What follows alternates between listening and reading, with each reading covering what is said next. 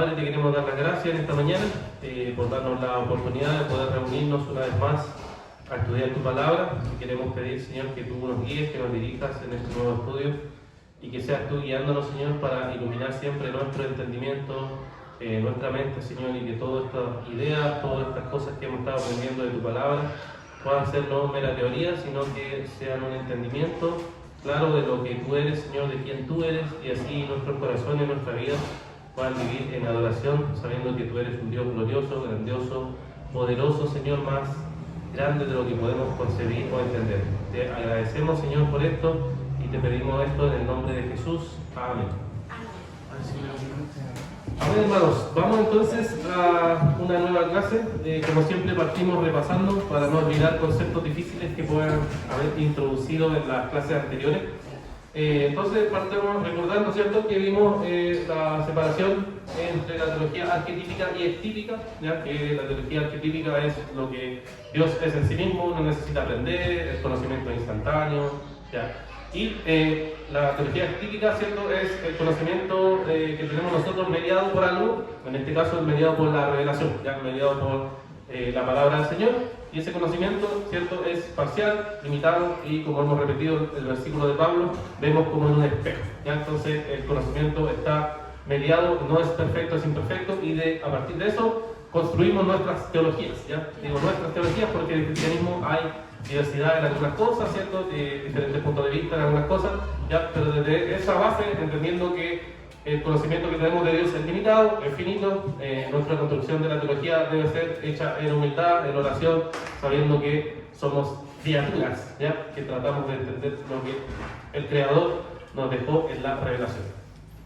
Bueno, entonces dijimos, si tenemos ese conocimiento que parece tan grande, tan trascendente, tan inalcanzable, es posible hablar de Dios, es posible tener un lenguaje para poder hablar de lo que Dios es. Y vimos, ¿cierto?, que la teología cristiana, histórica o la ortodoxa ha describido, ¿cierto?, que el lenguaje para hablar de Dios es el lenguaje analógico, que es la relación de semejanza entre cosas distintas, ¿ya? Entonces, ¿por qué ese lenguaje? Porque es imposible tratar de abarcar de forma exhaustiva lo que Dios es. Y debido a eso no podemos creer que podemos entender o hablar de Dios de cualquier manera, ¿ya? Entonces ha sido lo del lenguaje analógico. Y después saltamos entonces a la idea de los atributos, ¿ya? Empezamos diciendo, ¿cierto?, que el tema de atributos hay que entenderlo bien porque se ha malentendido a veces, pero es el lenguaje que se ha usado, ¿ya? Pero siempre los teólogos han dicho que es un lenguaje que es limitado, que puede ser malentendido porque uno puede ver a Dios como pequeñas cosas, ya como un pastel partido en distintos pedazos, pero no es así Dios, ¿ya?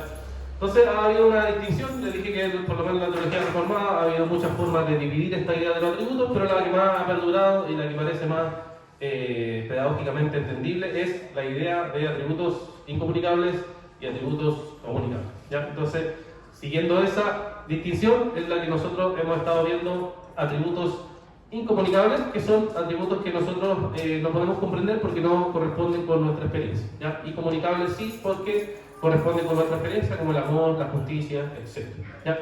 Hasta ahí hemos visto y después partimos viendo algunos atributos, ¿ya? Como aceidad, que era que Dios es en sí mismo, ¿cierto?, que existe en sí mismo, no necesita nada de eso. Después, a partir de la aceidad, vimos simplicidad, que es Dios que no tiene partes, ¿ya?, o no está dividido, ¿ya?, o no está compuesto, ¿ya? Esa es simplicidad de Dios. Si es que no han entendido, ahí está la clase nuevamente, o igual después podemos ver preguntas. Y la última fue que Dios es inmutable, ¿ya? O sea, que Dios no cambia, ¿ya? ¿Cierto? Eso es lo que hemos estado viendo hasta ahora en términos generales, ¿ya? Entonces, como siempre le digo, si hay algo que tengan dudas, que no se haya entendido, para partir al siguiente atributo incomunicable, entonces pueden preguntar, hermanos. Pastor, una pregunta. Usted había dicho en la clase pasada una palabra como una alternativa a usar atributos. No me acuerdo cuál era. Ah, ya, sí, perfecciones. Perfección. Sí, Aquino, Tomás de Aquino usaba perfecciones y algunos teólogos reformados perfecciones, claro. Que se da a entender un poco mejor porque perfecciones, el atributo se entiende como algo que uno tiene y que se podría ir. Así, por ejemplo, yo tengo el atributo de ser moreno. Una operación a Michael Jackson. Claro, Michael Jackson y cambio o tiene el atributo de ser inteligente, y tiene un accidente y ganó inteligencia, claro. etcétera. ¿Ya? O sea, o por ejemplo, yo les decía cuáles son los atributos que hablamos nosotros cuando yo digo yo tengo amor, quiere decir que no siempre tengo amor, ¿cierto? Porque a veces estoy enojado y no tengo algo que se va. ¿Ya? En cambio, las perfecciones comunican mejor la idea de perfecciones, porque es algo que siempre está, no es algo que varía. Entonces, temas de lenguaje para... Se entiende, se comprende, pero igual me surge un problema porque la perfección también es un atributo de Dios. Entonces, Sí, no sé, te entiendo, pero antiguamente se decía más a como usar esa perfección en el atributo. Pero ya ¿se entiende? ningún lenguaje humano va a poder captar todo a Dios. Por eso es limitado nuestro lenguaje y somos criaturas. Pero los teólogos se han esforzado por tratar de darnos claridad lo que más se pueda para que logremos comprender los conceptos. Pero sí, todo lenguaje tiene ciertos problemas, ciertas limitancias. Incluso toda analogía tiene ciertos problemas, cierta limitancia. Cuando hablamos de la Trinidad también pasa. ¿Ya? Pero eso, ¿alguna otra consulta? Ya, no hay más consultas. Bien, entonces vamos hoy día a ver otro atributo incomunicable, que es el atributo de la impasibilidad.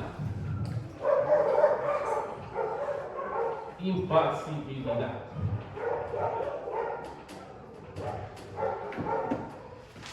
Ya, ¿cierto? ¿Qué es esto? ¿Cierto? Este nombre tan extraño. ¿Ya? Bueno, como siempre usamos primero la RAE, o sea, la Real Academia Española, para tratar de definir esto y tratar de entenderlo. ¿Ya? Entonces, primero si uno va a la RAE, ¿cierto? Encuentra que impasibilidad se define como la cualidad de impasible. ¿Ya? Siempre digo que amo igual, entonces hay que ir a la definición de impasible. ¿Ya? Impasible, dice, es la incapacidad de padecer o de sentir. ¿Ya? Impasible es la incapacidad de padecer o sentir. ¿Ya? Así lo describe la Real Academia Española. ¿Ya? Entonces, eso sería lo que uno puede entender en el lenguaje español como impasible. ¿Ya? Sin embargo, en teología, la impasibilidad no significa que Dios sea incapaz de amar, ¿ya? O que sea incapaz de conocer o de dictarse, sino que Dios no es afectado por nada. ¿Ya? Dios no es afectado por ninguna cosa. ¿Ya? Entonces, esto es lo que significa impasibilidad. ¿Ya? Y si vamos a nuestra confesión, ya en nuestra confesión, en el punto cuando está hablando de Dios, punto 2, ¿cierto? Y de la Santísima Trinidad, describe a Dios y hace esta afirmación. ¿Ya? Voy a leer aquí la afirmación. Me saco esto que parece que se acabó la pila.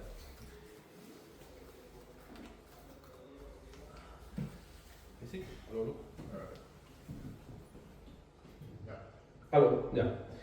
La nuestra confesión en el punto 2 dice lo siguiente, les voy a leer, dice: el Señor nuestro Dios es un Dios único, vivo y verdadero, cuya subsistencia está en el mismo y es el mismo, infinito en su ser y perfección, cuya esencia no puede ser comprendida por nadie sino por él mismo. Es espíritu purísimo, invisible, sin cuerpo, miembros o pasiones. ¿Ya? Le dice, ¿cierto? Invisible, sin cuerpo, miembros o pasiones. ¿Ya? Eso es lo que se llama impasibilidad.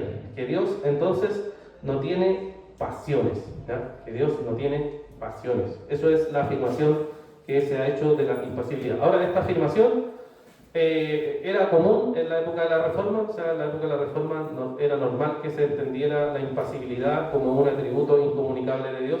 Sin embargo, con el tiempo, después esto se fue desapareciendo por diversas razones, que no vamos a entrar ahora, sería muy largo, pero se fue desapareciendo esta idea y ahora todas las personas en general, si uno le pregunta a un cristiano común y le dice, oye, Dios siente amor, sí, porque siente. Dios sufre, está sufriendo por los seres humanos, está llorando ahí en la esquina, está, ¿por qué? Ya. Eso es lo que uno generalmente tiene en la mente acerca de Dios. Pero la pregunta es si realmente esa es la idea o eso es lo que la Iglesia históricamente ha entendido o ha interpretado sobre qué significa que ese Dios que nosotros tenemos. ¿Y cuál es el problema cuando nosotros decimos que Dios sufre o que Dios tiene pasiones? Tenemos un problema, porque el problema que tenemos es que se relaciona con los atributos que vimos antes y ahí vamos a estar viéndolo, ¿cierto? Se relaciona con la idea del cambio. El cambio. Porque una pasión es un movimiento del alma, así se describía antiguamente, un movimiento del alma. Cuando yo siento algo, ¿cierto? Algo me mueve a mí a hacer algo o a sentir algo. Y eso es un cambio.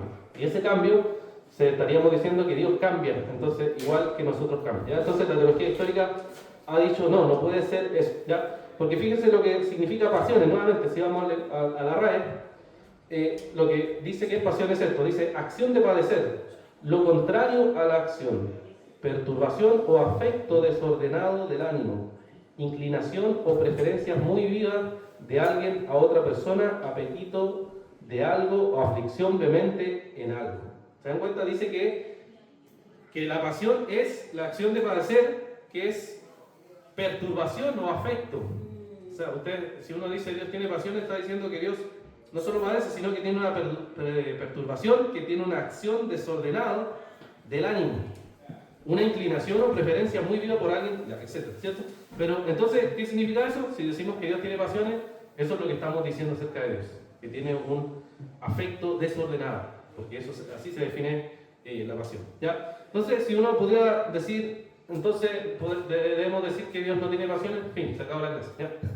¿Ya? Pero no, vamos a entrar a ver que en la teología hoy en día, ¿cierto?, se ha provocado este problema porque finalmente es un tema de interpretación el que está detrás. Es un tema de cómo interpretar la escritura, y por eso vimos todos esos atributos incomunicables antes, para llegar también a este atributo y ver que finalmente detrás de este problema hay un tema de interpretación. ¿Ya? Entonces, por un lado, tenemos aquellos que dicen que Dios es pasible, o sea, Dios tiene pasiones. ¿Ya? Dios tiene pasiones como tenemos los seres humanos. ¿Ya? Y por otro lado está la iglesia histórica ortodoxa, la cual nuestra confesión adhiere, a que Dios no tiene pasión. ¿Ya? Entonces, ¿cuál es el problema? Es un problema, como les digo, de interpretación. ¿Ya? Entonces vamos a ver primero quienes rechazan la impasibilidad o los que creen en la pasibilidad de Dios, qué versículo usan para decir que Dios sí tiene pasión. ¿Ya? Y después vamos a ver otro versículo, obviamente no todos porque estaríamos toda la mañana, para ver qué nosotros decimos, ¿cierto?, respecto a que Dios no tiene pasión. ¿Ya? Entonces veamos primero 4 versículos que argumentan aquellos que creen que Dios sí tiene pasión. ¿Ya? Vamos entonces todos ahí a leer como siempre Génesis capítulo 6, versículos 6 y 7. Luego Deuteronomio capítulo 9, versículos 7 y 8. Primera de Samuel capítulo 15, versículo 11. Y Jonás capítulo 3, versículo 10. ¿Ya? Vamos a ver esos 4 versículos. Yo lo repito, ¿ya? Para los que no. Génesis capítulo 6, versos 6 y 7. Amén. Deuteronomio 9, versos 7 y 8. Primera de Samuel 15, 11. Y Jonás 3, 10. Yo tengo Génesis. Ya. Dice Ya. así: y el Señor le pesó haber hecho al hombre en la tierra, y sintió tristeza en su corazón. Entonces el Señor dijo: borraré de la superficie de la tierra al hombre que he creado, desde el hombre hasta el ganado, los reptiles y las aves del cielo, porque me pesa haberlos hecho. Bien, ahí tenemos 2 versículos, ¿cierto? Perdón, 2 frases del versículo que aluden a que Dios, uno diría, tiene pasiones. ¿Cuál? Dice, y sintió tristeza en su corazón. ¿Ya? O sea, sintió tristeza. Eso uno dice, pero ahí dice Dios que siente tristeza, entonces Dios tiene pasiones. ¿Ya? Y al final del verso dice, porque me pesa haberlos hecho. ¿Ya? Hay otras versiones que dice arrepintió también. ¿Ya? Entonces, algunos dicen, bueno, Dios se arrepiente, como nos arrepentimos los seres humanos, entonces se arrepiente, siente tristeza, le pesa haber hecho al hombre. Entonces vemos ahí a un Dios, ¿cierto?, que tiene estas pasiones, que sería un Dios que tiene pasiones. Veamos el otro versículo, Deuteronomio 9, verso 7 y 8.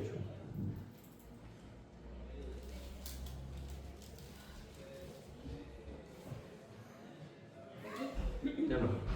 Acuérdate, no olvides cómo provocaste a ira al Señor tu Dios en el desierto, desde el día en que saliste de la tierra de Egipto hasta que ustedes llegaron a este lugar. Han sido rebeldes contra el Señor. Hasta en Horeb provocaron a ira al Señor, y el Señor se enojó tanto contra ustedes que estuvo a punto de destruirlos. Bueno. Cuando subí al monte para recibir las tablas de piedra, las tablas del pacto que el Señor había hecho con ustedes, me quedé en el monte 40 días y 40 noches, no comí pan ni bebí. Amén. ¿Cierto? Aquí, ¿qué vemos? Vemos primero, dice que provocaron a ira al Señor. ¿Ya? Una provocación a ira a Dios, 2 veces dice, ¿cierto? Me provocaste a ira, y después dice, provocaron a ira al Señor, y también dice, y se enojó tanto contra ustedes. ¿Ya? O sea, es un enojo total, ¿cierto?, contra el pueblo. Entonces, ¿qué podemos decir? Si uno ve estos versículos, ve que, ¿cierto?, Dios aquí entonces tiene pasiones porque tiene ira, porque tiene enojo, porque todas esas cosas entonces supuestamente le estarían afectando a Dios. ¿Ya? Entonces veríamos a un Dios que cambia, a un Dios que tiene pasiones, a un Dios que tiene las mismas pasiones que nosotros tenemos. ¿Ya? Primera Samuel capítulo 15 versículo 11. ¿Quién tiene Primera Samuel capítulo 15 versículo 11? Abajo también parece. 15, 11. Pobrecito. Dice, me pesa haber puesto por rey a Saúl, porque se ha vuelto de en pos de mí, y no ha cumplido mis palabras. Y se apesadumbró Samuel, y clamó a Jehová toda aquella noche. Ya, ¿cierto? Aquí tenemos el caso cuando Saúl se desvía, no vive conforme al propósito de Dios. Entonces, ¿qué tenemos aquí? Tenemos que dice que el Señor le pesa haber hecho eso. Nuevamente, un sentimiento, una emoción. Entonces, aquellos que creen que Dios tiene pasiones, dicen, bueno, aquí dice que Dios entonces sí tiene pasiones. ¿Ya? Y el último es Jonás 3:10. Jonás 3:10.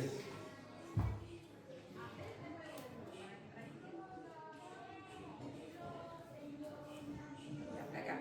Ya. Cuando Dios vio sus sanciones, que se habían apartado de su mal camino, entonces Dios se arrepintió del mal que había dicho que les haría, y no lo hizo. Ya, ¿cierto? Aquí tenemos nuevamente una frase, nos dice que entonces Dios se arrepintió del mal. ¿Ya? Dios se arrepintió del mal. Entonces tenemos un arrepentimiento de Dios. Entonces aquellos que creen que Dios tiene pasiones como nosotros, dicen, bueno, ahí vemos que Dios se arrepiente y nos dice el texto que se arrepiente. Entonces no podemos cambiar eso. Entonces tenemos un Dios que cambia, un Dios que siente lo mismo que nosotros sentimos, tiene las mismas pasiones y por tanto se arrepiente. ¿Ya? Entonces ahí tenemos algunos versículos, como les dije, hay varios versículos, pero algunos de los versículos que muestran que entonces tendríamos un Dios que tiene pasiones. ¿Ya? Esto es lo que cree un grupo de cristianos hoy en día respecto a cómo sería Dios. ¿Ya? Y por otro lado entonces tenemos ese grupo de versículos para aquellos que creen que Dios tiene pasiones. Ahora veamos, ¿cierto?, los versículos que dirían lo contrario, que dirían que Dios no tiene pasiones como tenemos nosotros. ¿Ya? Vamos a ver entonces 4 versículos también aquí para que podamos buscar. Números capítulo 23, versículo 19. Primera de Samuel capítulo 15, versículo 29. Malaquías 3, 6 y Santiago 1, 17. ¿Ya? Lo repito. Números 23, 19. Primera de Samuel 15, 29. Malaquías 3, 6 y Santiago 1, 17. ¿Ya? Ahí leamos estos versículos. Quien los tenga, hermanos, como siempre, leas. Números 23, 19, 1 Samuel 15, 29, Malaquías 3, 6, Santiago 1, 17. ¿Ya?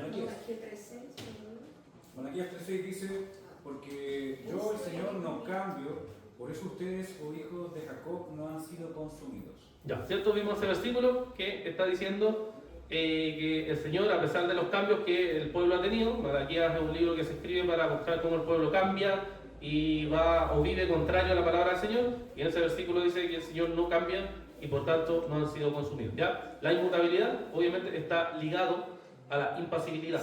¿Ya? ¿Por qué? Porque decimos que si el Señor tiene pasiones como nosotros, Él cambiaría. ¿Ya? Es el argumento que siempre está unido. Inmutabilidad e impasibilidad están unidos. ¿Ya? Y por eso se usa ese versículo. ¿Ya? Tenemos entonces los otros tres, números 23, 19, 1 Samuel 15, 29 y Santiago 1, 17. Dios no es hombre para que mienta, ni hijo de hombre para que se arrepienta. Él dijo, y no hará, habló, y no lo ejecutará. Ya, ¿cierto? Ahí tenemos este versículo que dice lo contrario a lo que leímos en Jonás, o en Génesis 6. Donde en Génesis 6 dice que Dios se arrepiente, en Jonás dice que Dios se arrepiente, y acá dice que Dios no se arrepiente. ¿Ya? Entonces, ¿cómo es la cuestión? ¿Ya? ¿Se arrepiente o no se arrepiente? ¿Ya? Esa es la pregunta que hay que resolver. ¿Ya? ¿Se arrepiente o no se arrepiente? ¿Ya? Entonces tenemos por un lado, supuesto arrepentimiento a Dios, y por otro lado, aquí nos dice que Dios no se arrepiente porque no es como el hombre que se arrepiente. ¿Ya? ¿Cuál nos queda? Santiago y Primera Samuel. Tengo Samuel. Ya, 15:29. 15-29. Dice, además, el que es la gloria de Israel no mentirá, ni se arrepentirá, porque no es hombre para que se arrepienta. Ya, nuevamente tenemos empate, 2-2. Génesis 6 dice que se arrepiente, Jonás 3 dice que se arrepiente, aquí dice que no se arrepiente, y el número dice que no se arrepiente. Entonces, tenemos dos versículos que están chocando, ¿cierto? Están en colisión, ¿ya? Y vamos a ver entonces cómo resolvemos ese problema, ¿ya? Y Santiago 1:17. Toda buena dádiva y todo don perfecto desciende de lo alto, del Padre de las luces, en el cual no hay mudanza ni sombra de variación. Ya, ¿cierto? Ahí dice que no hay mudanza ni sombra de variación en quién, en el Padre de las luces, que es Dios. Entonces en Dios no hay ningún cambio, ¿ya? No hay ningún cambio, ¿ya? Bueno, entonces para volver a los que se unieron después, ¿qué estamos viendo? Estamos viendo el atributo incomunicable de la impasibilidad de Dios. ¿Qué es la impasibilidad de Dios? Es el atributo que dice que Dios no tiene pasiones. Y así lo dice nuestra confesión, lo leímos, dice Dios no tiene pasiones. ¿Qué significa eso? Que entonces Dios no puede tener pasiones como tenemos nosotros, como tenemos los seres humanos. Sin embargo, les decía, hoy en día en la iglesia este es un tema que está discutido y que tenemos dos posturas y que leímos dos versículos por eso, ¿ya? Tenemos aquellos que creen en la pasibilidad de Dios, que significa que Dios sí tiene pasiones. Y tenemos nosotros, que son, ¿cierto?, la impasibilidad de Dios, que dice que Dios no tiene pasiones, ¿ya? Por ejemplo, si usted toma una teología sistemática de hoy, vamos a citar la más conocida, Wayne Grudem, dice en una de sus secciones, esta idea de los dioses sin pasiones es una idea ya añeja, antigua, que hay que rechazar, ¿ya? Ese es su comentario breve que hace del tema de Dios sin pasiones. Sí, Wayne Grudem. Pueden revisarlo después si quieren, ¿ya? Y esa actitud es la misma actitud que la mayoría de la iglesia hoy en día tiene, que cree que este atributo no tiene ninguna relación y no tiene ninguna importancia. Sin embargo, cuando uno revisa las confesiones históricas, a las cuales nosotros adherimos, dice que Dios no tiene pasiones. Entonces, eso fue creído por todas las denominaciones, anglicanas, luteranas, presbiterianas y bautistas, que son las iglesias ortodoxas o las iglesias históricas que se le llaman, ¿ya? Mantuvo siempre esa idea, ¿ya? Entonces, ahora vemos que hay versículos parece para los dos lados, ¿ya? Entonces, la pregunta mía para ustedes es, entonces, ¿cómo resolvemos? ¿Ya? A ver, ideas.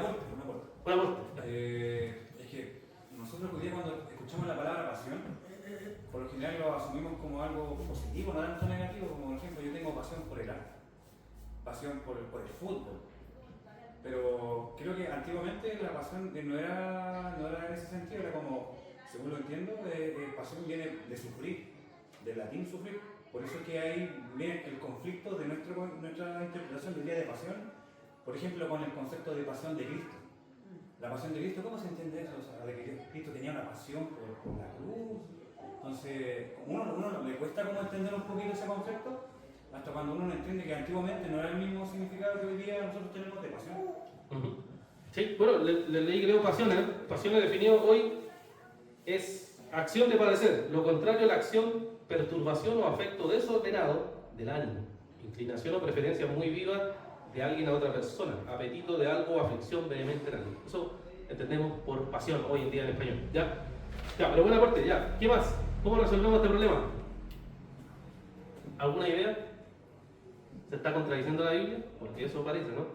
Vemos dos versículos, dos que dicen que se arrepiente, dos que dicen que no se arrepiente.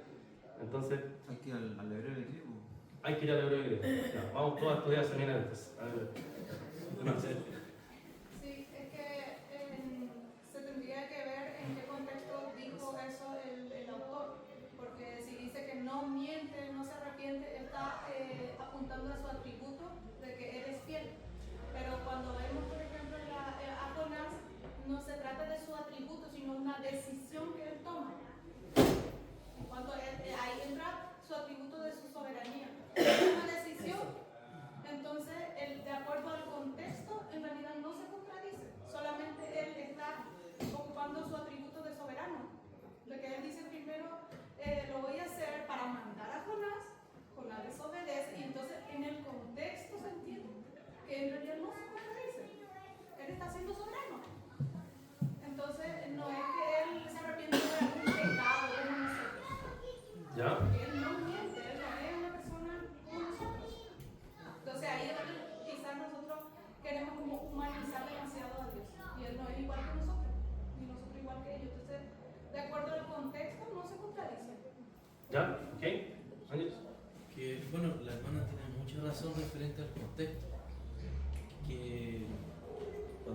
ve lo que dice en Malaquías 3:6, que yo Jehová no cambio.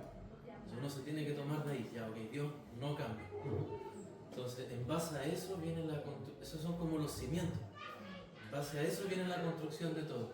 Entonces, cuando dice que se arrepiente, lo que él está queriendo decir es que, como dice la hermana, en el contexto, a ver, estas personas se arrepintieron de sus pecados. Entonces, como Jehová no cambia, y Él es misericordioso y bondadoso, perdona al que se arrepiente, porque Él no cambia. Está, digamos, reaccionando en su inmutabilidad al cambio de ellos.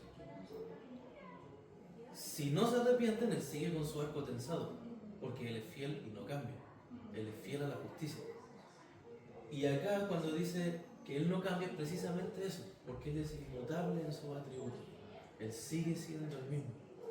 Ahora, Dios es imperturbable en el sentido de que nada altera su paz, nada puede quitarlo de su felicidad, nadie puede arrebatarle su gozo. Él es siempre el ser pacífico, gozoso, alegre, que siempre ha sido. Ahora Él, en reacción al pecado y a la maldad, activa su ira, su justicia, pero Él permanece inmutable, siempre gozoso, siempre feliz. Nadie puede quitarlo de Él, nadie puede sacarlo de ese lugar. Eso es lo que creo. ¿Ya? ¿Ok? ¿Alguna otra idea, hermano Patricio? También, ¿qué entendemos nosotros por pasión? Yo estuve buscando el significado de pasión y dice, pasión son emociones o sentimientos intensos, profundos y abrumadores que impulsan a las personas hacia otras personas, actividades o conceptos específicos. Yo estaba pensando en que nosotros cuando hablamos de pasión siempre nos vamos a las emociones pecaminosas que nosotros como seres humanos tenemos. Pero también recordar que la palabra dice que cuando Dios nos hizo a su imagen y semejanza. Creo que Dios igual tiene sentimientos, el amor, el perdón, y esas cosas las puso en nosotros.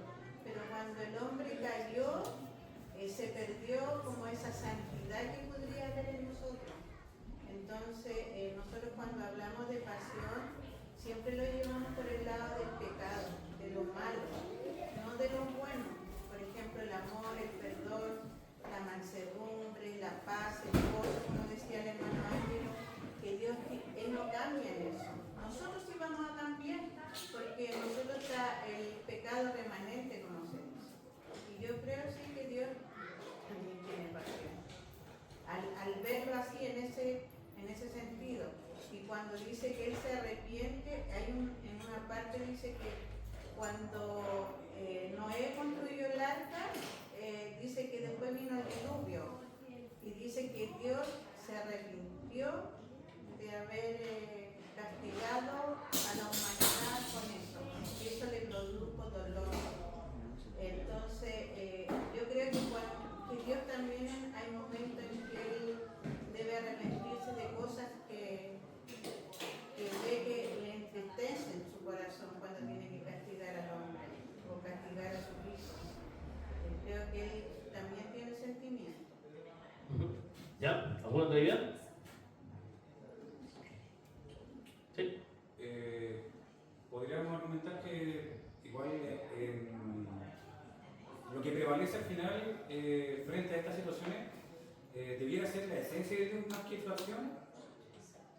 O sea, Dios, entendiendo que Dios es inmutable, es impasible, el accionar de Dios no puede modificar quizás eso. Y claro, como un antropomorfismo también, gran parte de lo que nosotros vemos cuando habla de cómo Dios actúa con nosotros, cómo se relaciona con nosotros, cómo Él se expresa para condescender con nosotros. Podríamos decir que quizás su esencia es la que prevalece antes de accionar. Sí, claro, su esencia prevalece. Sí. Bueno, aquí voy entonces con la respuesta. ¿Ya? La idea es que pensemos este asunto, que lo reflexionemos para que veamos cómo lo pensaron los cristianos hasta el siglo XIX, que como les digo, la confesión nuestra dice Dios no tiene pasión. ¿Ya? ¿Y qué significa eso? cómo lo entendemos nosotros, y gran parte de la confusión tiene que ver con los conceptos que usamos nosotros hoy día, que son diferentes a lo que usaban o entendían las personas antiguamente. Por ejemplo, nosotros usamos ahora, como dijo la hermana Patti, sentimientos, emociones. Y ese lenguaje empezó a surgir en el siglo XX recién, o sea, hace un siglo atrás recién empezamos a usar ese lenguaje de emociones, sentimientos, pero hacia atrás no se usaba ese tipo de lenguaje. Y vamos a ver qué palabras se usaban, ¿ya?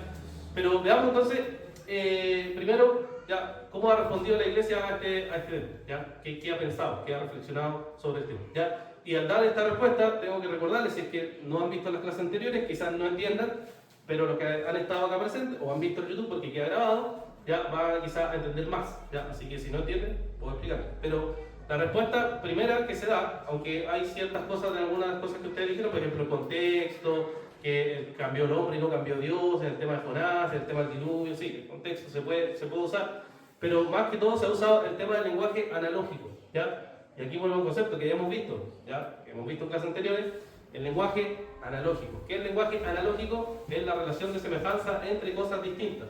O sea, cuando nosotros decimos yo tengo amor, no es lo mismo decir que Dios tiene igual amor a mí en ese sentido, ¿cierto? O sea, yo puedo decir tengo amor por mi hijo, por mis hijos en mi caso, por mi esposa, pero jamás puedo pensar que yo amo como Dios ama. No, imposible, ¿cierto? Porque Dios ama de forma perfecta. ¿Se dan cuenta? Dios ama de forma perfecta y yo amo de forma imperfecta. Ya. Entonces, pero entendemos el concepto de amor, ¿cierto? Ya. Entendemos que ese concepto de amor está también en Dios. ¿Ya? Eso se llama lenguaje analógico, una relación de semejanza entre cosas distintas. Entonces, ¿qué significa eso en la práctica? Ya vimos anteriormente en clase, vimos que cuando la Biblia habla del brazo de Dios, el pie de Dios, Dios se acordó, Dios se olvidó, el pie, la espalda de Dios, la cara de Dios. Cuando vemos todo eso, decimos nosotros que literalmente es eso Dios. No, ¿cierto? ¿Por qué no? Porque decimos que se usa un tipo de lenguaje para explicar eso, ¿ya? Y ese lenguaje se llama antropomorfismos, que quiere decir que es un lenguaje humano para explicar las acciones de Dios, ¿ya? Y hasta ahí decimos, ok, sí, es verdad, decimos eso. Pero cuando lo llevamos esto a las pasiones de Dios, o a lo que se ve en la Biblia de Dios sintió tristeza, Dios se emocionó, Dios sintió ira, tenemos que hacer lo mismo. ¿Por qué? Porque Dios en su esencia no puede cambiar. Y si nosotros decimos que Dios tiene pasiones como tenemos nosotros, estamos diciendo que Dios entonces cambia. Porque sus emociones, por ejemplo, las emociones de ustedes cambian. Sí, ¿cierto? Un día te levantáis bien, un día te levantáis mal, un día más, otro día no más. Eso es parte de nosotros. Pero parte de Dios es que Dios no cambia. Por eso vimos los pasajes, Dios no cambia. Y como no cambia, para poder explicar el tema de las pasiones de Dios que están descritas en la Biblia, o esas acciones que habla de que Dios se arrepiente o Dios siente tristeza, también existe un concepto que es antropopatismos. ¿Ya? Antropopatismos. ¿Qué se refiere a eso? Se refiere a que es una descripción de Dios con las pasiones humanas para que nosotros entendamos, pero no que Dios tenga algún cambio en sí mismo, porque Dios no puede cambiar, no puede variar, ¿cierto? Es, como decimos, un lenguaje analógico, ¿ya? Entonces, una relación de semejanza para que nosotros le queremos entender, porque estoy volviendo más atrás a las clases, vimos que Dios es incomprensible. O sea, nosotros no logramos comprender a Dios en forma plena, solo vemos como en un espejo, como dice Pablo, oscuramente. Y desde ahí logramos entender lo que la revelación, o sea, la Biblia, nos ha mostrado a nosotros. Y entonces, lo que ha dicho la Iglesia a través de los siglos, e interpretado esto, es que Dios usa un lenguaje humano, ya sea para partes del cuerpo, que es antropomorfismos, como también para las emociones, que es antropopatismos. Porque si decimos, Dios tiene emoción igual que yo, o pasión igual que yo, finalmente estamos diciendo que Dios cambia, que Dios varía, que su estado de ánimos cambia, y hay cambios en Él, hay cambios en Él, ¿ya? Entonces eso cae fuera de lo que se ha conocido como la doctrina sana dentro de la historia de la Iglesia. Se aleja de lo que la Iglesia ha sostenido por 2000 años acerca de lo que significa Dios inmutable, Dios impasible, la aceidad de Dios y todo lo otro que la Escritura nos dice acerca del Señor, ¿ya? Entonces, ¿se entiende lo que le explico? ¿Ya? La idea es que se entienda lo que le explico. Si tienen duda igual las puedan plantear. para ir conversando al respecto, ¿ya? Pero ese es el concepto, voy a escribirlo aquí.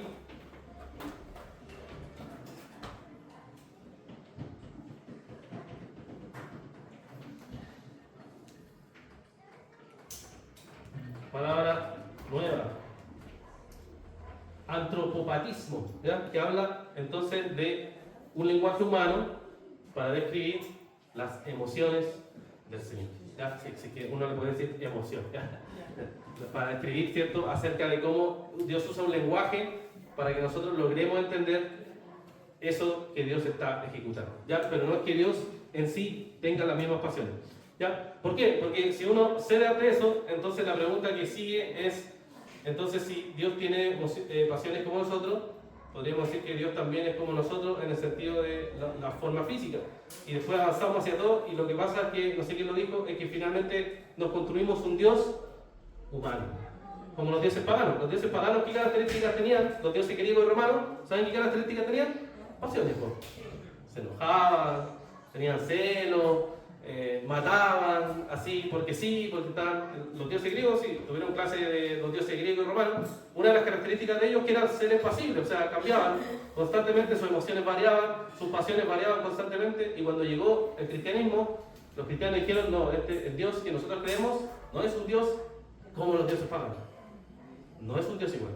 Usa un lenguaje, sí, usa un lenguaje para explicarnos acerca de este Dios, pero no es igual a esos dioses paganos que varían y que cambian constantemente sus pasiones, ¿ya? Por eso la iglesia entendió esto y dijo, Dios no tiene pasiones, ¿ya? Y como les decía, la confusión tiene que ver mucho con las palabras que usamos hoy en día, que tiene que ver con emociones. Nosotros categorizamos todo en emociones, ¿cierto? Tenemos emociones. Esa es la forma de pensar. Pero antiguamente no era la forma de pensar, ¿ya? Sino que antiguamente había una distinción entre el afecto y las pasiones. O sea, si usted viaja en el tiempo, hacia atrás, y se ha tomado un café con Martín Lutero, no le va a decir, oye, hoy día tengo emoción, estoy emocionado, va a decir, ¿qué estás hablando? No te entiendo. ¿Ya? Le va a decir, ¿sabe qué? Tengo estos afectos o tengo estas pasiones. Ese era el lenguaje que se usaba, ¿cierto? Afectos o pasiones. ¿Ya? ¿Y qué quiere decir esto? Ya aquí le traigo definiciones para que lo entendamos. ¿Ya? Dice, afectos lo definían como ciertos poderes del alma por los cuales obra y se mueve con el cuerpo hacia el bien, apartándolos del mal. ¿Ya? Dice, los afectos en general son estos movimientos del alma, y ahí esa fue la frase más discutida, porque por eso decimos que Dios no tiene pasiones, porque ellos entendían los afectos y las pasiones como movimientos del alma, o sea, cambios en el alma. ¿Y Dios puede tener cambios en el alma? No, porque no tiene alma y tampoco tiene movimiento, para empezar, ¿cierto? No. Entonces no podríamos decir que Dios es eso, ¿ya? Entonces, definen los afectos en general son esos movimientos del alma racional por los cuales el corazón se dirige perceptiblemente al bien o al mal para abrazar al uno o rechazar al otro, ¿ya? Entonces, eso sería afecto, ¿ya? Para ponerlo en ejemplo, si usted ve a un niño en la calle tirado en el suelo, está botado y está sangrando, ¿qué va a hacer? ¿Va a seguir de largo? ¿Por qué no? Porque necesita Ya. Porque mientras se muere. Algo lo mueve, ¿cierto? socorrer. Eso se entendía antiguamente como el afecto. Hay un afecto a algo que yo veo en ese momento y digo, está mal, no voy a seguir de largo, pucha, ahí está el niño que le vaya. No, voy a correr y voy a socorrerlo. Hay un afecto en mí que me impulsa a hacer algo. Pero se dan cuenta, algo te movió. Es un movimiento interno. Te movió a hacer algo, te movió a socorrer al niño y ayudarlo en ese momento. O si viera, por ejemplo, vas por la calle y ves que un grupo de hombres está golpeando a una mujer. ¿Sigue de largo? No. ¿Por qué no? Porque no va a ayudar, ¿cierto? Pero ¿qué pasó a ti? Algo te movió. Internamente algo te movió. Inmediatamente a ayudar a esa mujer. Entonces ese es un afecto. A acercarse, a ayudar a alguien que uno ve en problema porque ve que es algo que está mal, que está incorrecto. Que no es algo que diga que sea algo bueno. Entonces hay algo que te mueve, ¿ya? Entonces eso es lo que se entendía por afecto. Y la pasión, ¿cierto? La pasión a veces se usaba como sinónimo, ¿ya? A veces uno decía los afectos y las pasiones son sinónimos. Mucha gente a veces lo veía de esa manera, ¿ya? Por eso algunos dicen, aquí tengo una definición que dice, los afectos son las pasiones del alma. Cuando el corazón es afectado por algo, lo deja entrar y permite que haga un cambio, ¿ya? Hasta ahí bien. Entonces dice, cuando un hombre está afectado por la ira a causa de un agravio o una injuria, decimos que está apasionado. O sea, ese afecto fue más allá, ¿cierto? Es decir, deja entrar el agravio y ahí su corazón muerde el agravio y lo persigue. Por tanto, está apasionado. Cuando un hombre es afectado por el amor o un placer, deja entrar el placer y lo deja prevalecer en el corazón. ¿Ya? Entonces ahí, si uno entiende como afecto o pasiones como similar, eso pasaría. ¿Ya? Entonces, no.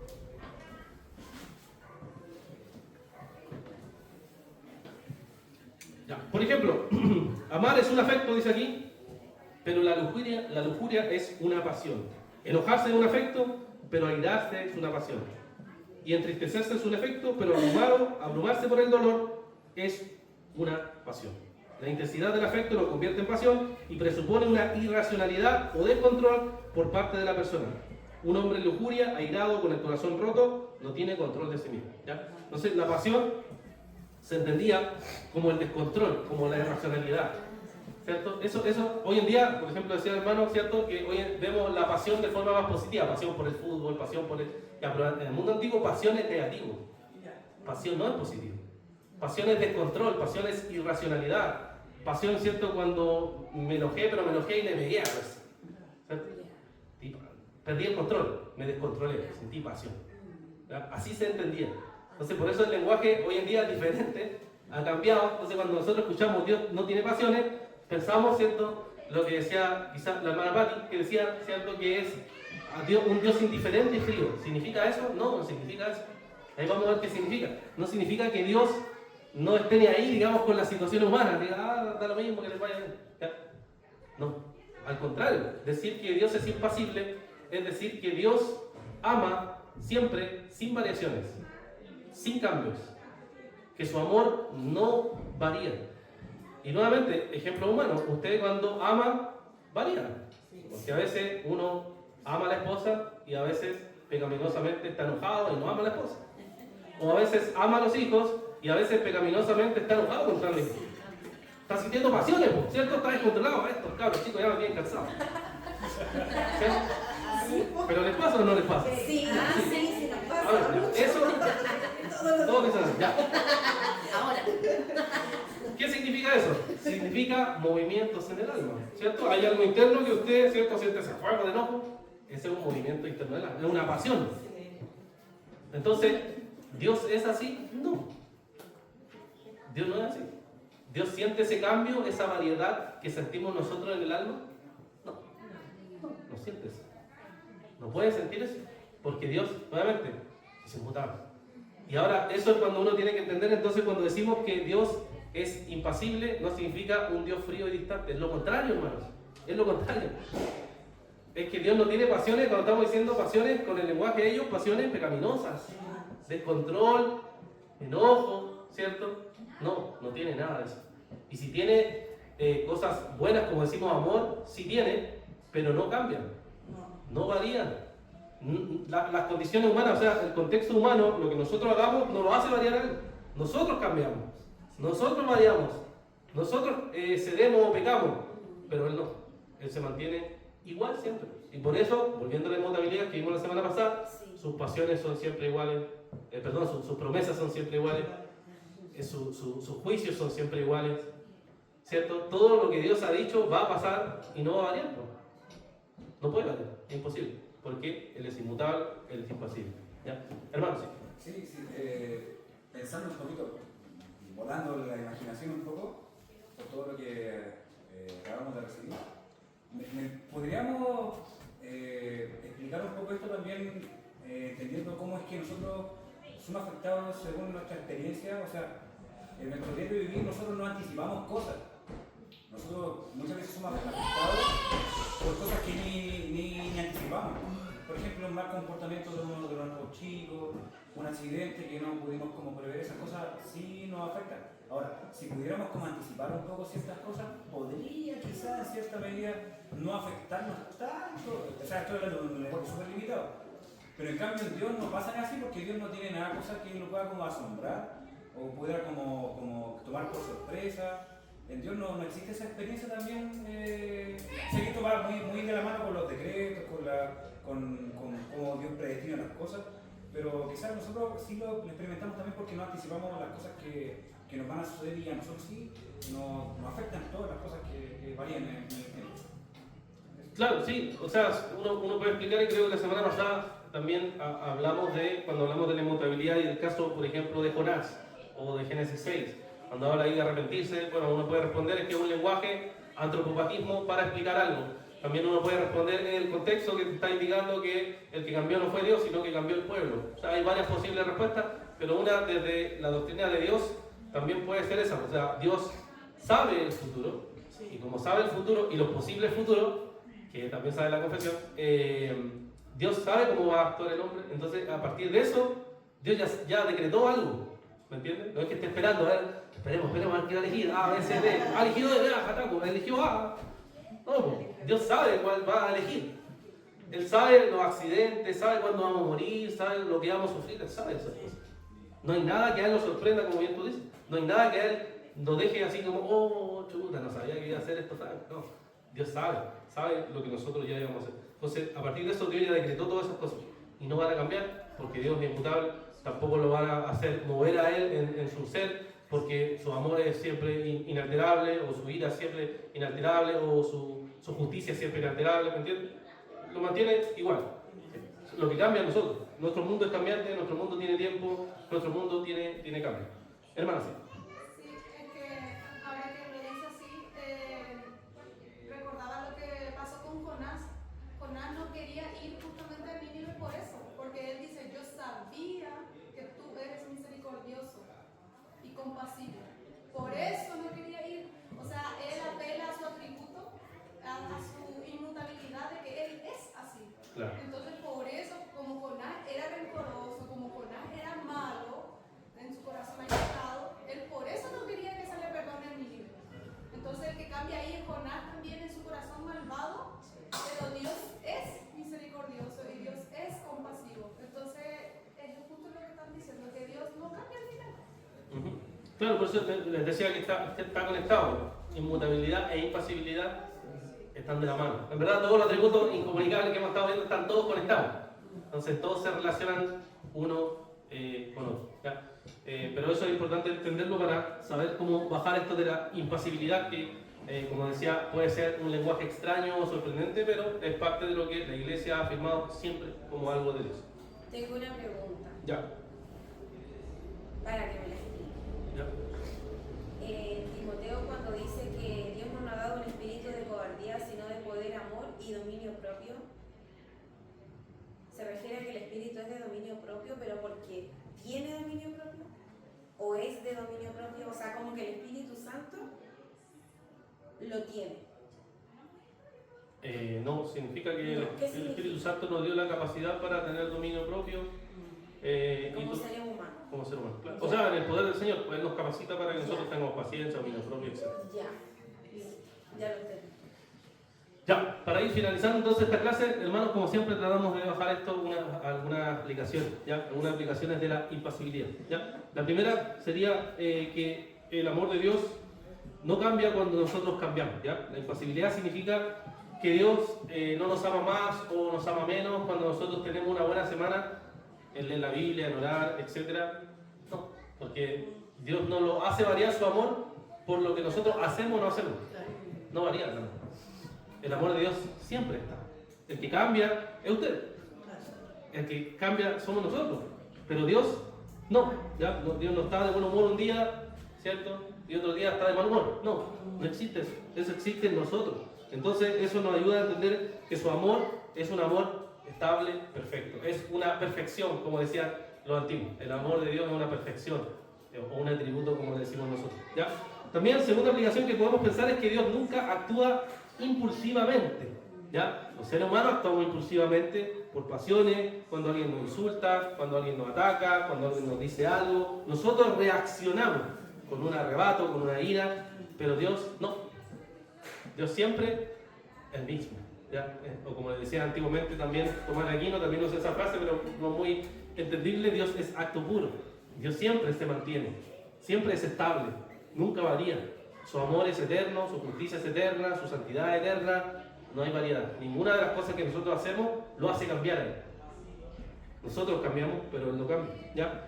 Tercero, y esto es siempre el malentendido de las personas, sobre la impasibilidad. Dios no es indiferente a nuestro sufrimiento. ¿Ya? Impasibilidad no significa que Dios sea indiferente a nuestro sufrimiento. Entonces dicen, Dios no se preocupa por mí.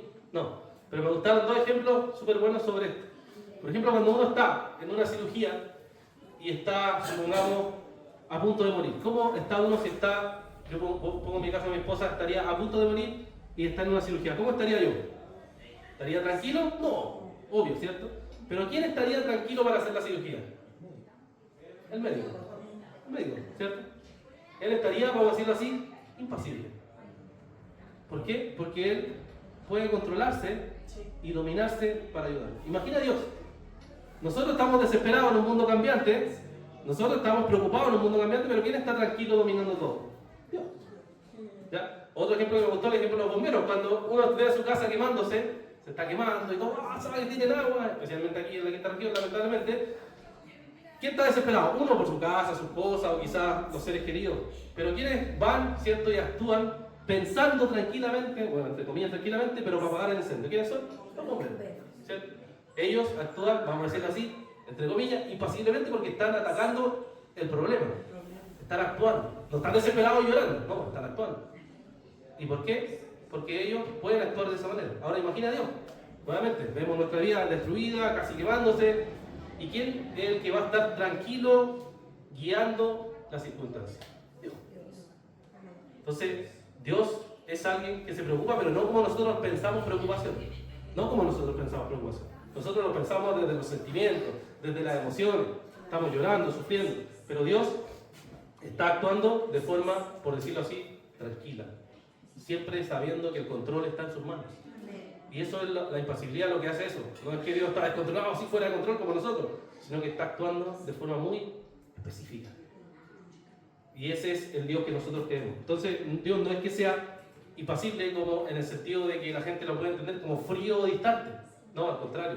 Es lo contrario. Que al Dios no ser impasible, Dios es totalmente perfecto para actuar en cada circunstancia de nuestra vida. Y ese es el Dios que vemos en el Evangelio también. Vemos que el mundo, ¿cierto?, estaba todo destruido, que parecía que no había sentido, que no había futuro. ¿Y qué hizo Dios? Envió a su Hijo a morir en la cruz, murió en la cruz, resucitó al tercer día y finalmente ¿qué hizo? Nos dio salvación por medio de su obra perfecta, que Él ejecutó. ¿Ya? Entonces podemos ver ahí el amor glorioso de nuestro Dios. ¿Ya? Bueno, vamos a ir terminando. No sé si alguien tiene alguna pregunta final, si no, para ir cerrando esta clase. Una pregunta cortita. ¿Se pudiera usar como sinónimo serenidad? Porque muestra que, claro, hay una preocupación, pero se mantiene sereno, impasible. No sé, tendría que leer qué quiere decir serenidad en su definición, pero generalmente dudo, si no se ha usado en la historia, dudaría de usar. O sea, generalmente prefiero perfecciones de Dios. Que es una palabra muy moderna, porque es tan antigua. Sí, no, pero es que eso podría pasar con cualquier palabra. O sea, podría uno usar cualquier palabra y decir palabra antigua como quizás santidad, no se usa mucho en nuestra sociedad, entonces diría como es antigua no la uso. Pero hay que pensar cuál es el mejor concepto que explica la situación. Hermanos. Solo para confirmar, sé que la respuesta quizá ya la tenía, pero por ejemplo, Efesios 4:30, que habla sobre contristar al Espíritu Santo, también obviamente podemos aplicar el tema de la impasibilidad, ¿cierto? Sí, claro, como un lenguaje. Sí. Ya, hermanos, oremos entonces para terminar esta clase. Padre, te queremos dar las gracias por este día. Te agradecemos, Señor, por tu bondad, por tu misericordia. Gracias por poder estudiar este nuevo tema, este Dios que conocemos, un Dios glorioso, impasible, Señor, un Dios inmutable, un Dios simple, un Dios, Señor, que es más grande de lo que nosotros pensamos. Siempre nos hacemos imagen de Dios en nuestra mente, Señor. Tenemos ideas acerca de cómo es Dios, pero vemos que la Escritura nos revela que es mucho más glorioso, mucho más grande, mucho más poderoso. Pedimos, Señor, que tú nos guíes, nos direcciones siempre para poder alabarte, exaltarte y glorificarte en todo. Pedimos esto en el nombre de Jesús. Amén. Dios te bendiga, hermanos.